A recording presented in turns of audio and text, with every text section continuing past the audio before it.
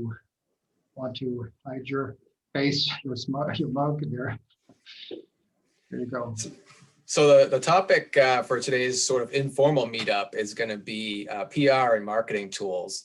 And Mark has graciously volunteered to do just a quick demo of how he's using a popular tool, Canva. So we'll get started with Mark, and then we'll have a chance to kind of share any other tools that anyone else is using that might be related to PR and marketing. And of course, this is always a great time to share, what success stories you have going on at your library, or what maybe tech problems you're looking for a solution to. So we'll have some time for that as well. So I'll just turn things right over to you, Mark, if you want to jump in and give us a little Canva overview. Great, thank you very much, Matt, and welcome everyone, and happy St. Patrick's Day. It's a good day to be at St. Patrick's Day, given the nice weather that's on tap. So I'm certainly going to enjoy it as much as possible, and we'll make this session of ITS worth your while and for appeal to your interest, we hope. So again, we are recording. Feel free to use the chat at the bottom of your screen there. There's the menu that pops up when you move your mouse cursor down there. It'll display the chat feature. Matt will monitor the chats. If you'd like to either raise your hand and or use the chat, feel free to as I'm presenting, because it would be great if this was somewhat interactive too, as I demo some of the great tips and tricks for using Canva, not camera. Yeah, so we'll just go right from there. So I'm going to share my screen, and as you know with Zoom, at the moment I do that, what should happen is that my screen will kind of take over your monitor. Hopefully you'll see this, and so I'm just going to make my screen a little bit bigger. So hopefully you see my screen right now, which is our Canva interface right here. So I should tell you in advance, we are using a premium version of Canva. You can get a free version of this premium version if you bug Canva to death by telling them that you are a nonprofit. And if you make that case strongly enough, you can get a premium version of Canva. So as you can see here, it's a very full-featured tool here. I'm just going to go through some very quick navigation elements here of Canva for those of you who may never have used it before. And then please feel free again to raise your hand or use the chat to interact here. Up here at the top bar here, you see I have some nice shortcuts here. One of the ones that I'd love to point out right away is this Learn shortcut here. There's a lot of great learning tools here, little tutorials, very short video clips available for you. So anything you really want to know about Canva, they do a great job with tutorials available to you to use. Again, that was right here under the Learn tool with all kinds of nice categories of learning available to you.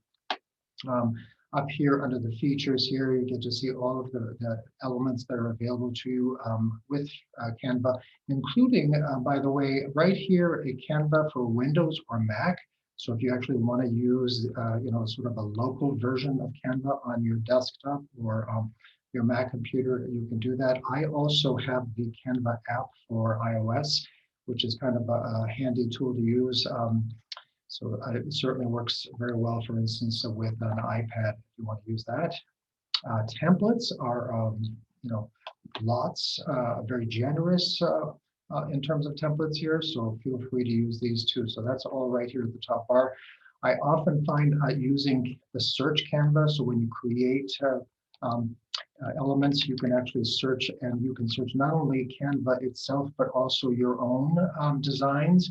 So when you put your search term in there, you can actually look for templates there that they provide, and then anything you've created, you will see those templates available to you just by searching and with the search term here. The other nice tool up here is your shortcut button for creating designs here. This is a great place to start if you are anxious to get going. And I thought just for the kicks, I would start right away by creating a quick design here. And when you want to start with a design, you can actually start searching right away for a template. And I think what I'll do is do a Zoom background here. Let's do a Zoom background for today. How's that sound?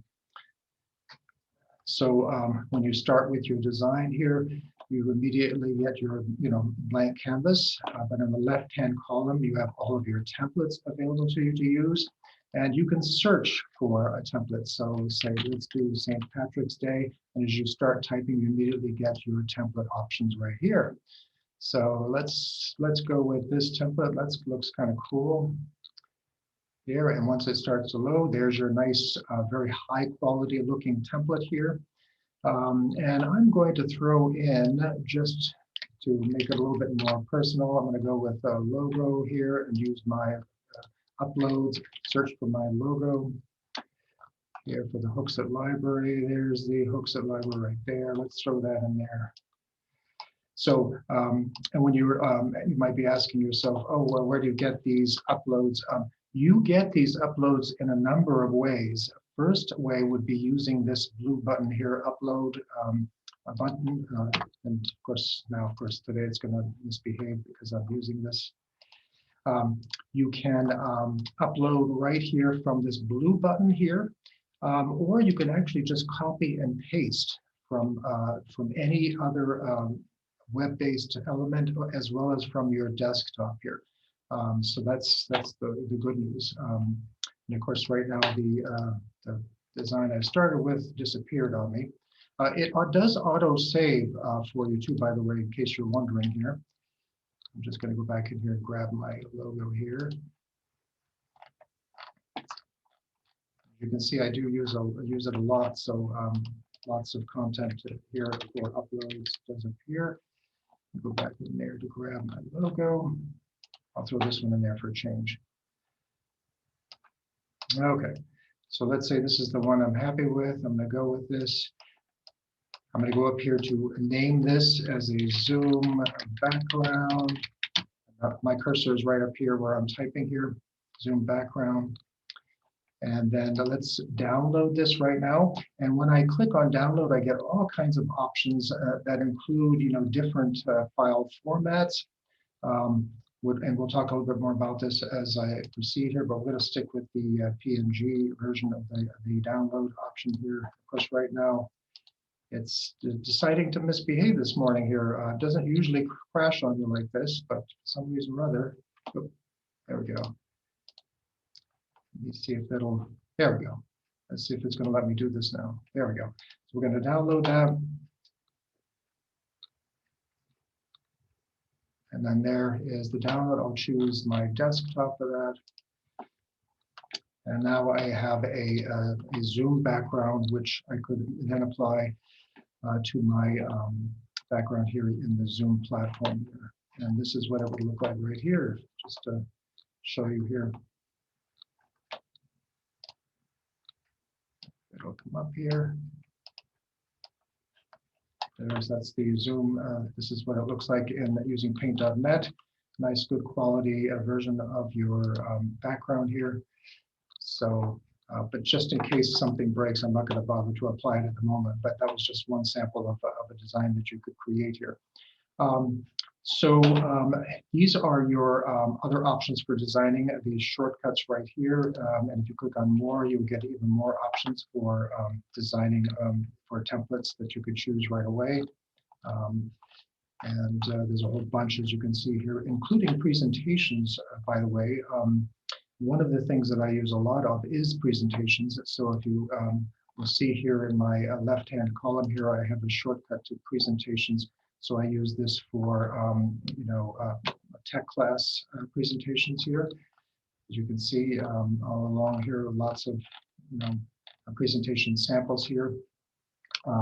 So if you want to use that, what cool feature that I find I use a lot of is once you've created your presentation with lots of template options available to you here in the left column, you could actually download this presentation as not a just a regular PowerPoint type. You could go with an MP4 video type presentation, upload it to YouTube, and then that will present itself, as a video for your, wherever application you want to apply it to. It could be, as I said, your YouTube channel, or you could actually download it and then use this embed feature here. So right here, you could actually share it via a website or PowerPoint, or embed this as a video right in your website. And that way people have access to it with this ongoing kind of video type format for people to consume and use here. Another cool feature that I find, which is very useful with Canva, is using pictures here. I'm just going to close this out here. So for some reason or other, Canva has decided to misbehave this morning. I'm not sure what's going on with that, but we'll try to work with here. What you can do when you create your design here is you can choose a photo. So right here, when I clicked on create a design, I said edit a photo. I'll choose that option here. So I can go right through here and pick potential photo here. Let's say I wanted to use a photo like maybe something like this photo here. Let's go with this and see if this will be good. So let's say this is a photo I want to work with. I can actually choose to edit the photo or actually use it in a design right away. So let's say I want to use this in a design for a Facebook post here. Let's just choose that option here. One cool thing that I find very useful is when you select a photo that you're going to start working with, you can go to effects here, and there's a neat tool called background remover. And that could be useful because you might want to use that like this here in a design here with a different type of background. So now I could go back over here to my backgrounds and then choose all kinds of other background options. And then this guy can now appear here in a background setting here, which looks very cool and useful for different types of applications. So I have to admit, I use this very neat tool called background removal here. And then of course there are other options as well. And then right from here too, there's a lot of other neat tools in terms of like masking tools. This is another tool I use a lot of. So if I were to click on this type of masking tool, I could then put this photo, of course, if I can get this to behave here, I can grab this photo and then slap him in here into this little circular masking shape. And now he's actually kind of set up in this format, available without his background, but still here. That's available for different type of design setup. So I use these again. These are kind of like frames here in this left column. Again, what they'll do is they'll mask your image so that you can put different types of shapes in there for different types of views or applications. Your other option is you can start with photos that are already available here in Canva, and there's a lot of them, and more are always being added. You can actually search for photos if you're interested in specific types of photo options. So your search option box here is right up at the top. You just start searching for St. Patrick's. Let's do Irish if I wanted to start searching for Irish. And I can immediately get all kinds of Irish photos or themes with Irish setting here. So I can just scroll down and look for these, as you can see here. You can even do search for colors. So if I want Irish orange rather than green, who knows? And there is something that's related to the orange. So a lot of these photos, in other words, have like keywords associated with them already that will give you the orange or color features available to them. So it's, like I said, very, very useful tool for designing here. What else here? I'm just going to go back here to home here right quick to show you some other useful things here. And again, all your designs live right here on your sort of your dashboard where you can click and find them all. And if you want to, you can actually create folders and add all of your designs in folders here, just like you see on my screen. But the other cool thing is you can actually use their content planner. So when you want to post something on a specific date and not right away, you can actually do that using this planner here by just mousing over it. Like say if I wanted something to post tomorrow, I can then choose from my library here some particular, like our A to Z database. Let's say if I wanted to use this as a post, I could then find a sample of a design here that I've created and choose my destination, which, by the way, you can connect your Facebook accounts. I didn't tell you that, but you can. You can do this right here and say, oh, I'm going to do this with Coastal Public Library. You can actually put your blurb in there and then schedule your post, and it will post at the time that you set up right here from your setup, configuration setup here. So that's available as well. You can share designs. So if you have a design team, you can share those with other users on Canva. So that's another cool feature. What else? And by the way, feel free to raise any questions along the way if you're interested. So these are just a whole bunch of different examples of designs that I've done. I'm also a Kiwanian, so I do a lot of designs for Kiwanis for their website as well as their PR stuff. I do a lot of design creations for the holidays, and even helped the leads out a little bit there with the design. So yeah, so you can see there's just lots of applications, and the templates are just quite extensive, including bookmarks and Facebook posts and presentations, flyers, you name it here. This is just a very, I think, a serious powerhouse, as it were, of lots of content. Dungeons and Dragons, we have done some escape room challenges there. You can see all of these designs that are available to. So it's a very useful tool that you might want to take advantage of if you haven't taken advantage of it just yet. Someone's raising their hand there, Matt. Can you? Yep, we have a couple questions that came through chat.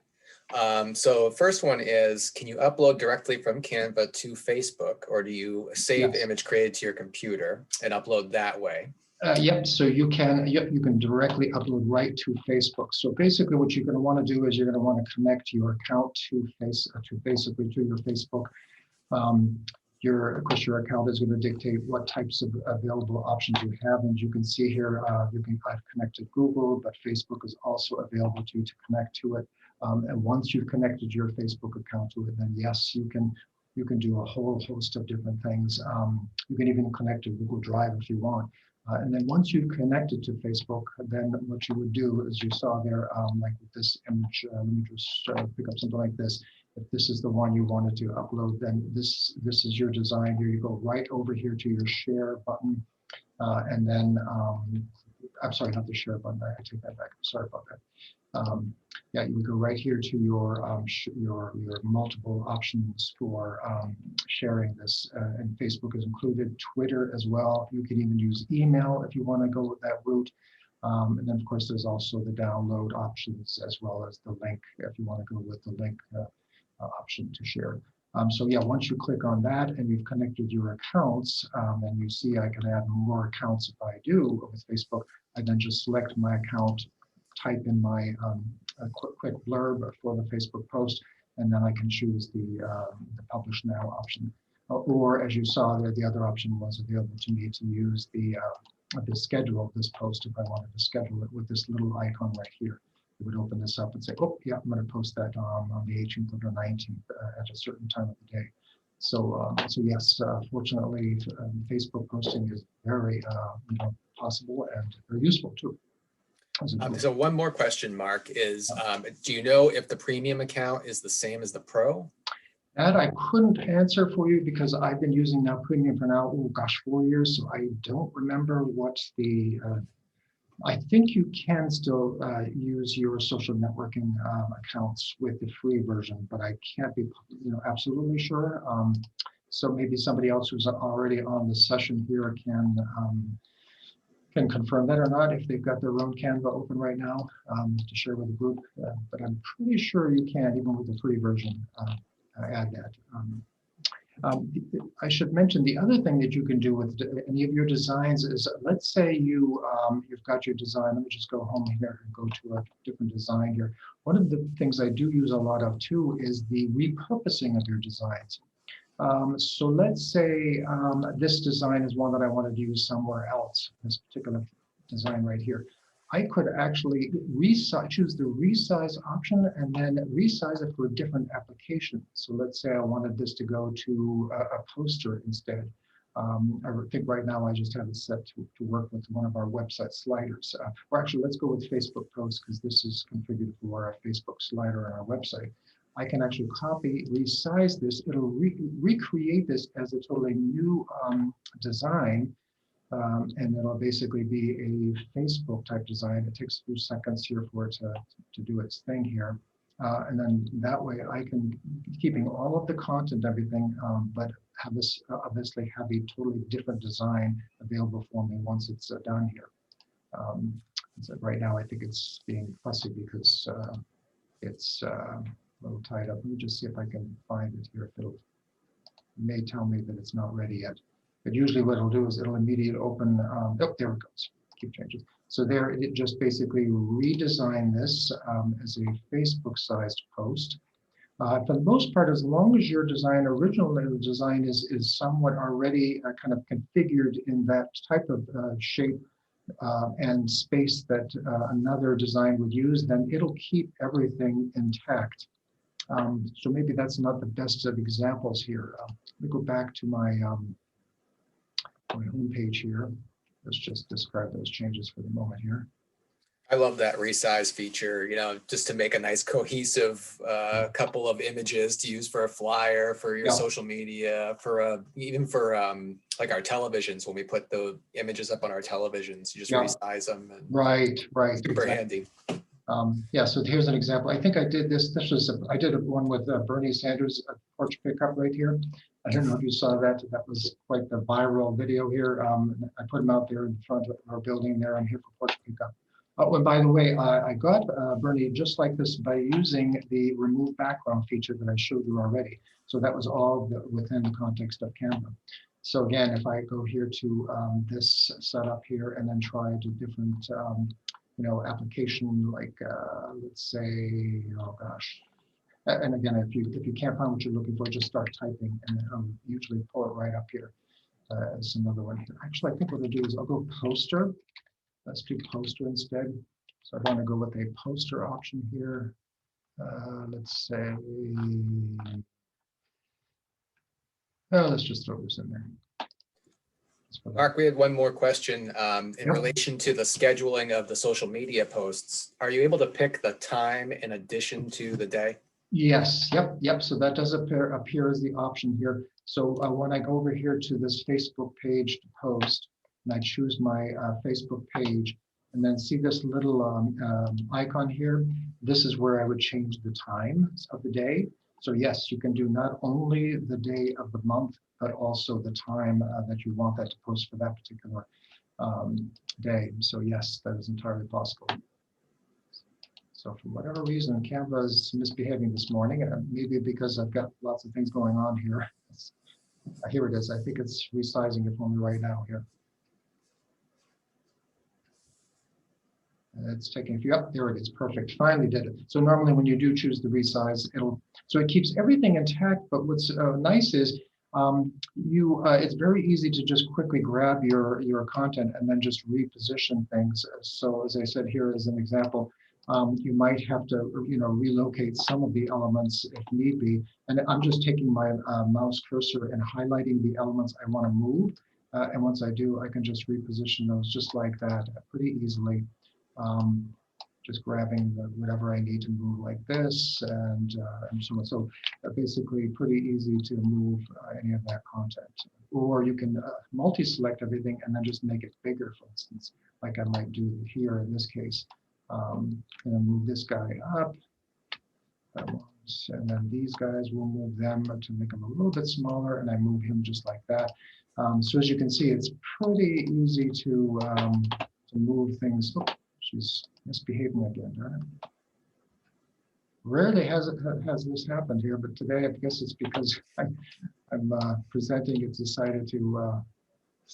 And as you move objects to it, what's kind of cool too is that it gives you that sort of line that you may not see it as well. That little dotted line that shows you where the orientation of everything, as well as the see, as you can see a little bit better there, so you can have a better idea of what the position is with respect to the whole document here. So I'll just reposition this a little bit. So there you go. So very quickly, you could use all of the same content you had for a totally new application. In this case, it's a poster as opposed to a Facebook post. And then you're ready to, if you want to print, you just click on the print option if you want, or you can just download and then use a whole bunch of different download options here.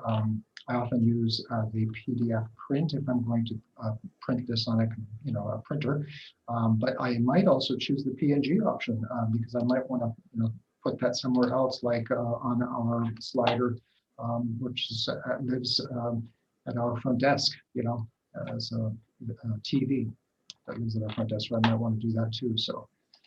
So lots of, as you can see, lots of options. I did mention, uploading. Uploading includes images, videos. I haven't used the video or audio too much, but as you can see, lots of options for uploading. But one thing I have to admit I use a lot is, instead of choosing this upload option here, I actually just copy and paste from other places on the web. So for instance, let's say, let me just go back home here. Let's say if I wanted to start with a new design, let's just go with social media here right quick. I'll do a quick Facebook post again. That's always the most common one that I would use anyway. And then let's say I wanted to use a template like, I don't know, let's try this for the heck of it. Let's go with this one. This one's because it's spring. We'll go with spring. So if I wanted to actually add something to this image, I could just go to another source on the web. Let's say, I don't know, if I wanted to just grab this image, I could just copy this image and then paste this just by copy and paste. There it is. I've got a quick image. So the point being is you don't actually have to go here to upload your media to get the content here. You can just simply copy and paste from anywhere on the web, and it'll actually grab and throw that content right there, no problem. Any other questions about using that?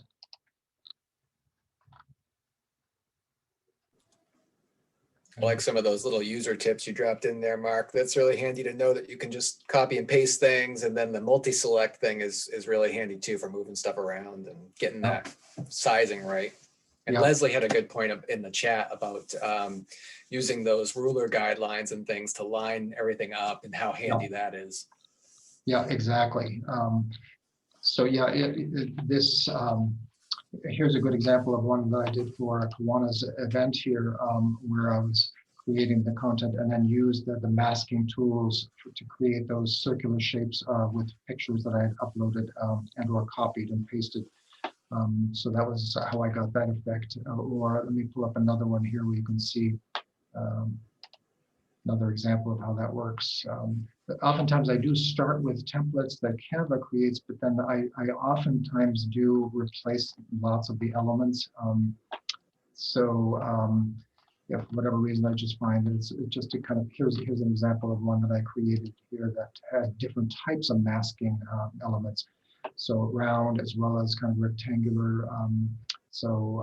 And this right here, I created this, originally created this font and text element using paint.net, but then it had a background. So I used, when I selected this, I used the effects and I removed the background, so it only kept the font remained. So that was very useful. Now, Mark, I think you said that the premium version is free for nonprofits, as long as you can hound Canva enough to get that. And then also, I guess we have another question here. Does Canva link directly to any sites that offer copywriter fee images, copyright free or? Oh, you mean, for instance, you mean like a Pixabay, that type of stuff? I believe so. Yeah. Yeah, so yes, so it does link to Pixabay already, because when I have searched for, let's say if I pull this up, for instance, and if I were to search for photos, let's say if I search for photos here in this left panel here, and again, I'm probably using, because I'm using the pro version, I'm seeing more than you might see if you're using the free version. The free version would probably show you have to pay for some of the content. But I'm pretty sure you will see, and the only reason why I know that is because sometimes when you move your cursor over, you'll see it might be coming from Pixabay. So yes, this is already going out there on the World Wide Web and grabbing content from free sites. And as sometimes I say, you may not necessarily see it right away, but like for instance here, if you click on the three dots, you might see where it's coming from. Here it is right here, Pexels. This image is coming from Pexels. So yeah, I'm pretty sure a lot of these photos are already coming from places like Pixabay, where the copyright is acceptable and open for use. And Tammy had a good tip about, Canva will pull in colors from the images you use so you can match those for font. Oh yes, right. Things. That's actually a great point. And I do use that a lot. So for instance, what she's referring to is, let's say if you wanted to use this particular image setup here, you could actually go to, let's say if I wanted to add, different types of colors. When you click on your color palette right up here, like or the background color, it actually finds the photo colors here, so you can reuse those colors in this, including of course others. But you can see it picked up these photo colors, so you can reuse these. Like for instance, use them if you're going to create other boxes or even text. So yes, it's very cool use of. Just going to discard that of the objects content that's already there. Let me pull this one up. This might be a better example here because this already has some different colors that I've chosen here. So if I pick this up and let's say I wanted to add, I don't know, change the color of this. If I click on this, I then will see all of the photo colors that it detected. See how it added a few extra colors there that it's detecting within this whole design piece here. So yeah, it's, as I say, it's a very, very intuitive and powerful platform. So I definitely find it useful. Now, of course, we had acquired a library aware months back, and so I'm using that a lot more, and so less and less using Canva, but I still do use it for a few things that I know that a library aware does not do very well. Scrolling here to see some other sample types of creations here that you could work with. But as you can see, it's pretty extensive here, the possibilities. So any other questions or comments or observations, feedback, anything that others are using that I haven't covered yet?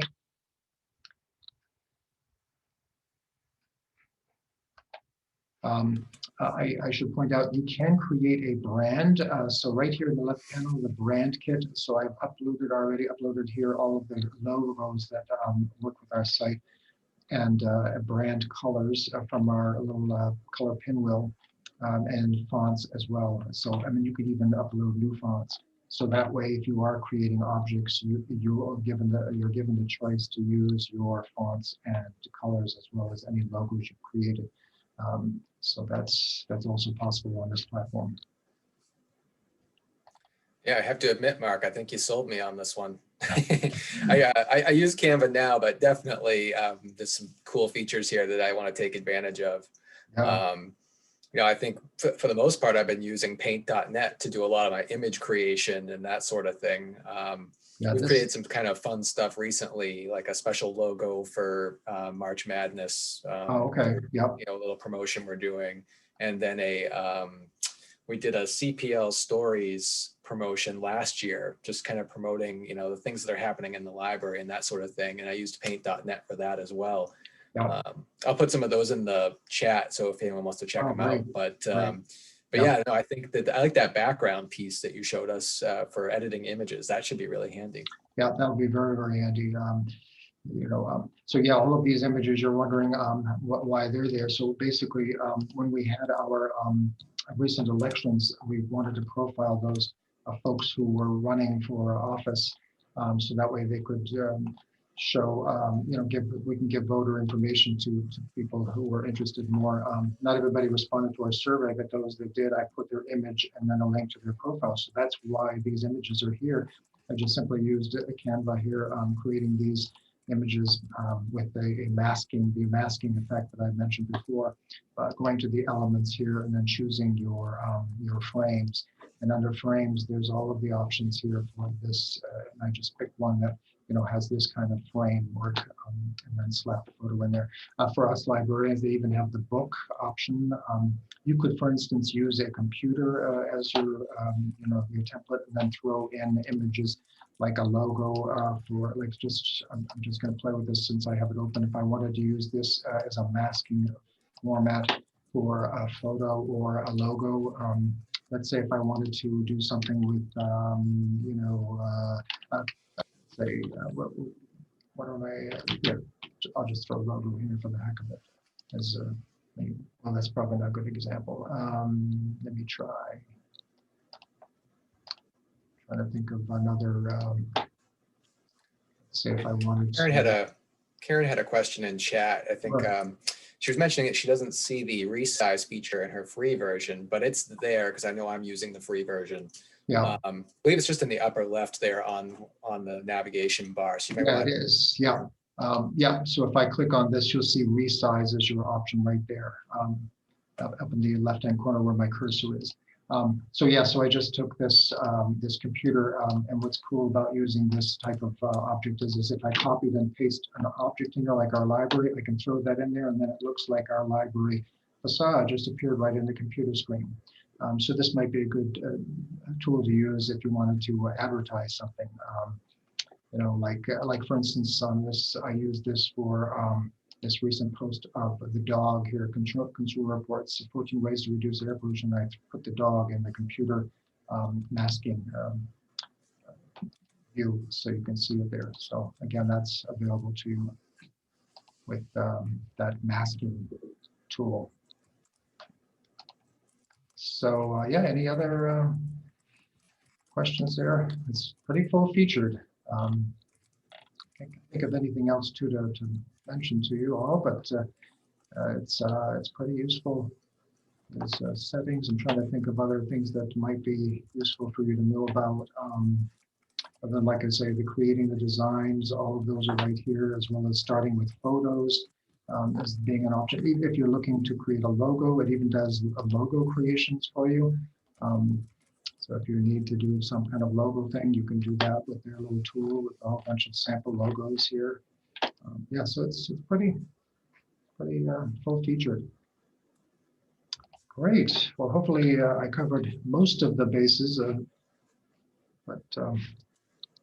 yeah, I think that's great. I mean, this might be a good time at this point to open it up to everybody to see, are you using some different tools, or if you have, certainly if you have any follow-up questions about Canva, I know Mark would be happy to answer those. But feel free to either raise your hand or unmute yourself and chime in on, what PR tools you might be using.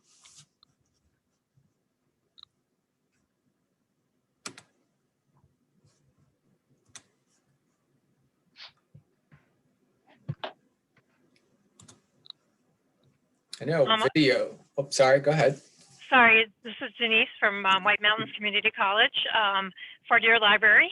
I think I've been using Publisher since it was first released in the 90s, and that's what I tend to use most of the time. I'm starting to use Illustrator a little bit as well, but I'm definitely going to try to play a little more in Canva. So thank you very much. Cool. Hi, this is Mark from the Dover Public Library. Is my sound okay? Yep. Oh, good. I just want to say we use Canva for most of our publicity for social media, designs, everything that we do here, and I use it actually quite a bit for creating content for the website. Being able to resize to inches or metric or pixel size is very important. So when I can say I want this image to be 200 by 150 pixels for a website, it's very convenient. So that's something that I love about Canva. Right. Yeah, that's a good point, Mark. I happen to have to use that a lot too for some of the feature sliders on our website require a 490 by 320, so special aspect ratios. And so Canva does allow you to use the custom size feature. So yeah, that's very, very useful. And again, you can even use that custom size feature in conjunction with repurposing or recycling your content. So for instance, I might start with a Facebook post and then resize it to fit a feature slider on our website. So I still get two applications of the same content. I think I see Kate has her hand up if she wants to chime in. Yeah, we use Canva quite a bit. And we also are subscribed to Library Aware. We will make some basic things within Canva and then pop them into Library Aware, because Library Aware has that great feature of adding books. And so you can create a big graphic, put it in a template that Library Aware exists for. That helps us a lot with our newsletters. I see Marilee's on here too. She uses it quite a bit, as does Janet for a lot of our stuff. And we pop things into our website all the time. Yeah, that's great. Yeah. Yeah, there's some things that that Library Aware does okay, but Canva has been doing it a lot longer in terms of some of the drag and drop features and just some of the other elements. Absolutely, yeah. So, Library Aware is very clunky in the graphic design aspects. Yeah. So you make all the fun stuff in Canva, bring it into Library Aware, and then use the Library Aware interaction tools with your novelist stuff and the newsletter features and all of that. Yeah, definitely. Yeah, for those of you who don't have Library Aware, if you used Canva and potentially if you can get the premium version, that could just be potentially your full-featured, design platform or PR, like Mark mentioned at the Dover Library there. That's literally, and that's kind of what we were using before we adopted Library Aware.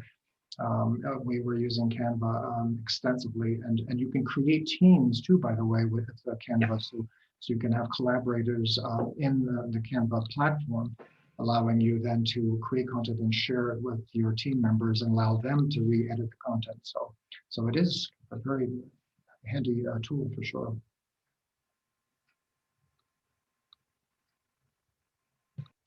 Any other PR tools that others are using exclusively or in conjunction with Canva too? Or?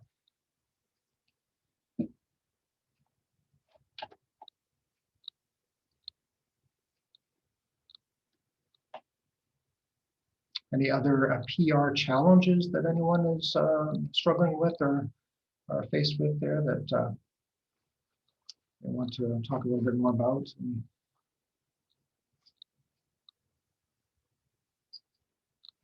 Can I ask a question? I am wondering if you can recommend some place to steer staff members who are unfamiliar with both platforms for training. I mean, I recognize the value of just dive in there and try it and use it, but I have some staff members that are very much drawn, and the barriers towards reluctance to use are broken down if they can go to a video or something, either for Library Aware or for Canva, either put out by the companies or put out by users as useful tools. Now, what I would certainly recommend using, I'm just sharing my screen again here, as I pointed out at the beginning here, I definitely would recommend under this Learn drop down right here, you can certainly take advantage of the short videos. These are tutorials. They even have courses, but if you want just to start, for instance, with just tutorials, there are lots of them, including, like, for instance, just getting started with Canva, folks who haven't used it before, designing. You can see there's lots of tips, like 54 tips alone right here under this section heading. There's the Canva Pro for those of you who would be using Canva Pro. As I said, there's even Canva for education for teachers. If you there's a blog here with more content and options. But yeah, under here I just find this to be very handy. And then courses here for like personal browsing. These are available. Again, these are all videos available to you to start using and take advantage of the great tips and tricks available. So that's probably where I would start, and then you can certainly take things from there to other potential training resources that we can certainly share some other options out there. But Library Aware, owned of course by EBSCO, certainly has loads of help file, not only help links, but also videos too. So that's something else we could share with the group. Thank Yeah, you. we were referring some of our staff to a lot of the YouTube videos for Library Aware, and their website in particular has tons of really robust help documentation and stuff. So that's a good tool. Yeah. But yeah, great question. Hey guys, it's Leslie in Stratum. You said program PR challenges. I would say one of the things we've been working super hard on during this time is reaching non-users when we can't necessarily go to a community meeting or people just aren't gathering together. We use Canva all the time, and as I said in the chat, we've kind of been playing around with the idea of Library Aware, but we haven't committed fully yet. So I'd love to see more about how guys I've talked to Kate about how they're using it. But yeah, reaching non-users, and they don't necessarily come to the library website or follow our Facebook feed because they're non-library users. And we share things to some of the community Facebook groups and things like that. But we have used Canva to do a couple of postcards so that we actually have mailed out to the entire community. So, it does work well for print too, and the files are have been perfect for our local printer and things like that. But I'd love to know if there's other ways that people are reaching their non-users. One thing that occurs to me as you were talking, Leslie, is our town offices, like the tax collector's office, it could potentially be a good place to be. We do once in a while, they'll allow us to feature, bookmarks or flyers there, kind of a little brochure rack at the tax office. Certainly folks have to go and pay their taxes. So those who don't want to use the online version can't, at least they would be there to visit that tax office. So that could be a great place to put, bookmarks or flyers or anything like that, directing people to library services. We've also partnered with our family services person at the town hall. So she obviously sees lots of folks who probably won't have internet, who may not have access to a lot of the digital content. So partnering with her allows us to communicate and send information that she can share with her clients. So that might be another option to reach those people who may not have access to the internet.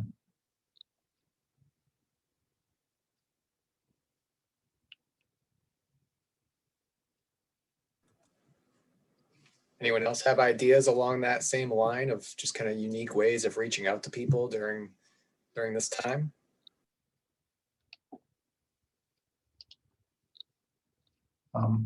Yeah, Kate mentioned that they gave kits to local realtors to give to new homeowners. That's a great idea. Great purpose there. That's perfect.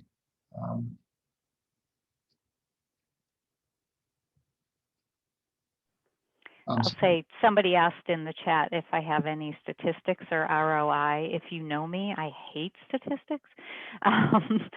So I haven't necessarily been tracking, but we do kind of, when we send one out, we make note of anybody who calls or emails and mentions that they got the postcard. We just kind of do some hash marks to see if if people, have received them. And we definitely see an increase in contact or new library cards or things like that after we do a mailing.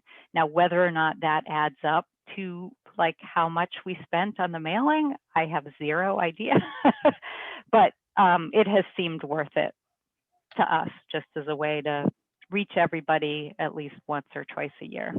That's a great idea. And so did it seem like it was economically feasible too? Like how many mailings a year are you able to kind of pull together? We don't do them necessarily on a specific schedule. So I'm not always like, we're doing 4 this year, especially with this. It was just like, okay, we really need to let people know about this big change or about this particular thing. And so, I mean, I found it economically feasible, especially since we're simply not printing as many things as maybe we were before. So there's a little bit of a balance there. For goodwill and just visibility, I think it's super worth it.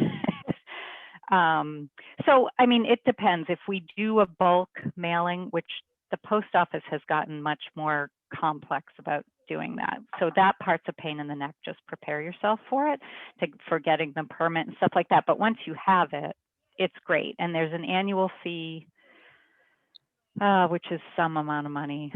See, that's numbers. I don't have any idea, like maybe $150 or something that you pay for the permit itself. And then per each piece, it's a lot less than buying stamps. So, it might be the difference with a postcard. Postcards are like 30 cents or something now, which makes me sound old because I think to myself, oh my God, a postcard should only cost 7 cents to send. But it's something like, I don't know, 8 cents or 11 cents per piece or something like that. And if you do just the resident bulk mailing, it just goes out to every single mailing and post office box that you have in your community. So it works for us, but we try not to be irritating about it either. And we specifically waited when the primaries were happening, like we specifically waited a certain amount of time after the primaries so people wouldn't be so sick of getting all those campaign flyers. So timing is also important. Yeah. I love the idea, Leslie. I think it's great, especially during these times to reach some people that we're just not seeing. So I think that's really cool. I have a quick question. So we use Library Aware, and we currently are bringing on we have a new children's librarian. So we're kind of re-envisioning, our newsletters. Do we want to have a monthly newsletter as well as a children's newsletter? Do we want to have, 3 newsletters, a monthly, a children's, and a tech newsletter? But we're kind of re-envisioning this too. And some of the articles I've been reading and some of the things we've talked about, we're trying to talk about maybe doing more targeted marketing without being intrusive. And so Library Aware has this interests group feature. I'm curious if anyone's using that to try and sort of target their e-blasts and their newsletters to people that really want to get that content.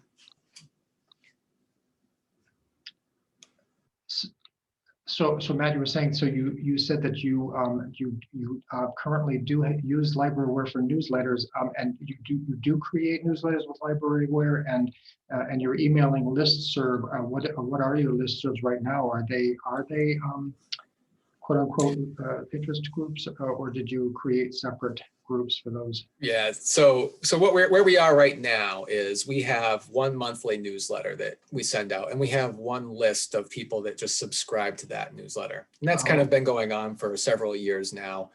We've got a good sized list going, but now we're talking about, expanding, and I just want to expand in the right way. Do we want to be creating an additional newsletter that goes out to that whole list? Probably not, right. Because then you're sending a children's newsletter out to 2,000 people that, right. Not all of them care so much about that content. Yeah. So I want to use interest groups more and look at that. So I was just curious if anyone else is doing that and what their thoughts are. Yeah. So Katie, you want to go, Kate? Well, we have, the way I set it up initially was we have interest groups we have one that has all patrons with email. So every single patron that has an email, because, you know, when we used that one initially when we closed. And so when I pulled, you can import subscribers from your ILS, and we just pulled every single one. It did a lot of great things, making sure that because this mailing list management part of Library Aware is I like, because it's good. I like MailChimp better, but you know, Library Aware has more. But that allowed us to clean up our email list, for one thing. The second thing is the interest groups we have. We have a weekly newsletter that we've been sending out for a long, long time called Happenings. And Happenings has everything. It's a little of everything. But this is all of our mailing lists are opt-in.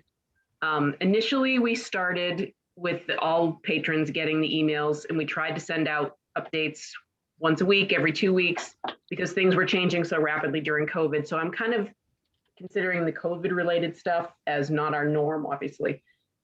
Happenings is something that goes out to about 3,500 people. And with Library Aware and adding more graphics, we're getting about 20 to 25% people opening, which is very different from our last platform and different way we were doing it. Adding graphics makes a huge difference in how much engagement you get when you send the newsletters out. We also have newsletter lists. And in Library Aware, interest groups are things that you can send e-blasts to on a much more flexible and dynamic schedule. Newsletter lists are things that are pre-scheduled, and you set up a time, and Library Aware helps you generate those lists. We started by blasting everybody because of COVID, and we signed up for Library Aware roughly at the same time. And Marilee, correct me if I'm misstating, but we asked people to opt in for the specialty newsletters. We did not go with all of the prefab newsletters that Library Aware offers, because there's a huge range. We choose to work with what our patrons read a lot of. So we have newsletter lists that they have opted into based on a subscription page that we share on our website. You can go see what it is, sign up for our newsletter, and it gives them a chance to check off all the newsletters they want. Right now, our youth services librarian isn't doing much with that portion of the mailing list. She has her own group of people, I think, that she's managing. She might be moving more towards it, but I haven't had a chance to talk with her because we're in different working teams. So we have a biography, historical fiction, history and current events. New items for the week goes out every week. New York Times fiction bestsellers and nonfiction bestsellers. We do have a mystery one too. So those have varying levels of subscription. The mystery one might have 10 people, and the new items for the week might have, you know, nearly 900.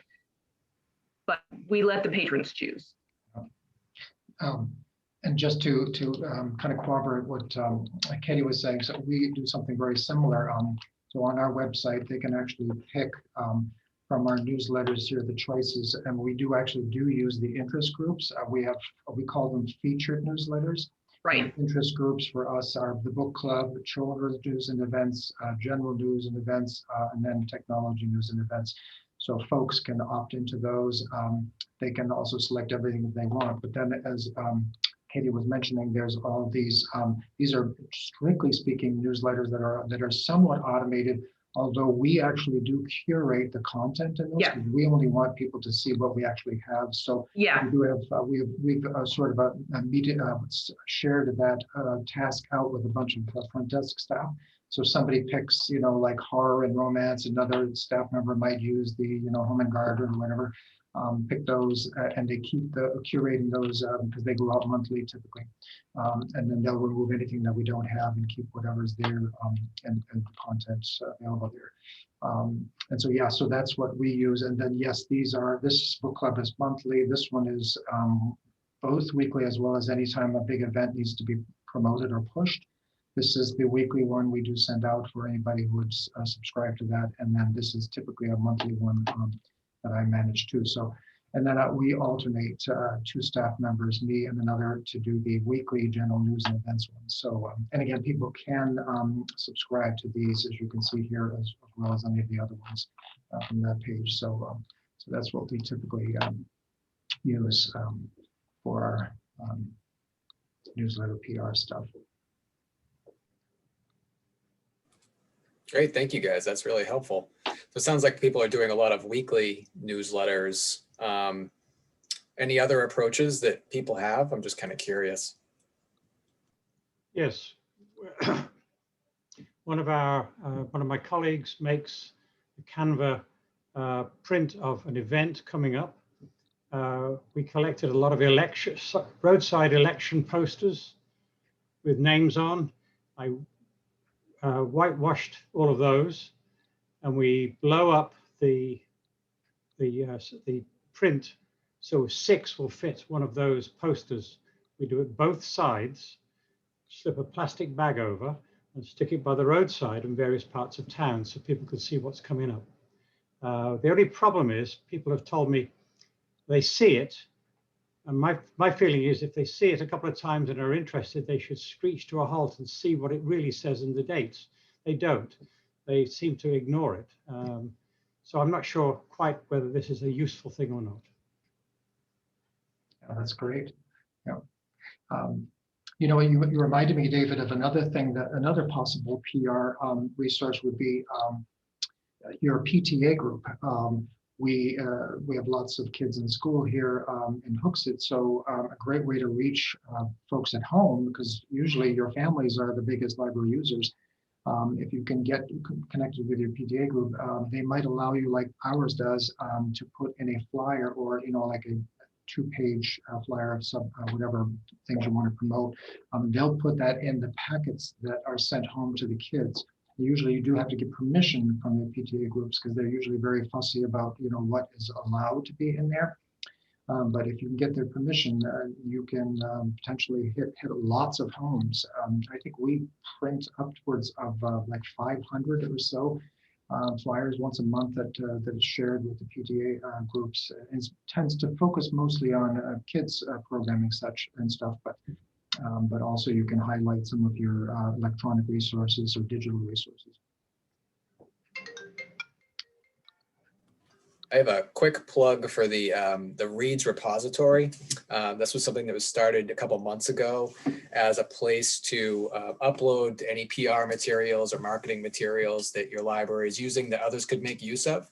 And then you can just go there and you can also grab those and reuse something someone else has created. So I'll put that in the chat, but I just wanted to quickly mention it.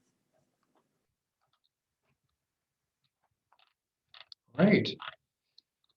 I think we might have reached our time limit here for the morning.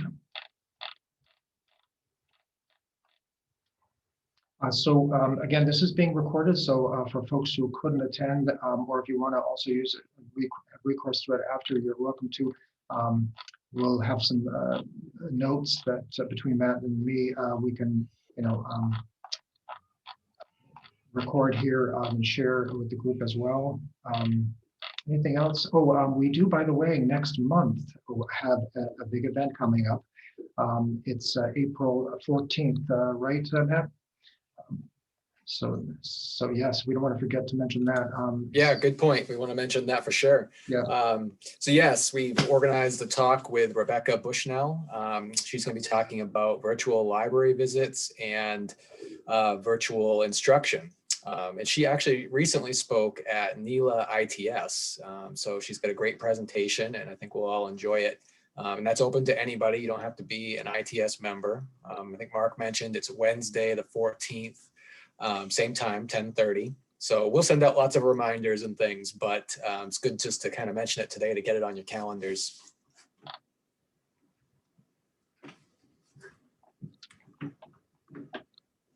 Great. Okay, I'm going to stop.